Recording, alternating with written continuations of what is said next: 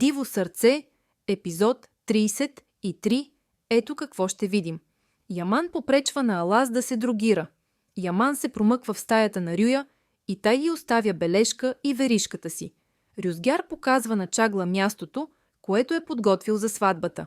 Тя намира сватбената рокля на майка си и смята, че Рюзгяр много ще я хареса. Преди да отиде в болницата, Едже моли братята си да не се карат повече. Те обещават да не го правят. Рюя намира бележката на Яман, в която пише, че къса с нея. Фериде прави собствено разследване и разбира, че Шебнем е убила Джанер. Чагла се крие в колата на Яман и така успява да избяга от имението. Гювен обещава на Яман, Аси и Джесур да излекува Умут. Фериде не може да каже на Ешреф, защото Шебнем знае нейна тайна, свързана с съпругата на Ешреф. Чагла се среща с Рюзгар, мислейки си, че ще се оженят, но я очаква голямо нещастие.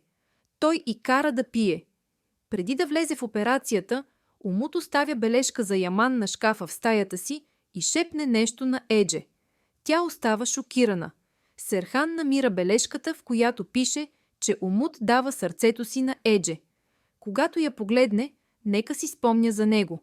Операцията на Умут започва. Чагла е в безсъзнание и лежи на масата. Яман и Алаз получават странно съобщение от Рюзгяр да приберат Чагла. Двамата тръгват към изпратената локация. Яман се свързва с Чагла, която едва успява да му каже, че има много кръв около нея и че Рюзгяр е убил детето й. Яман и Алаз намират Чагла в локва кръв.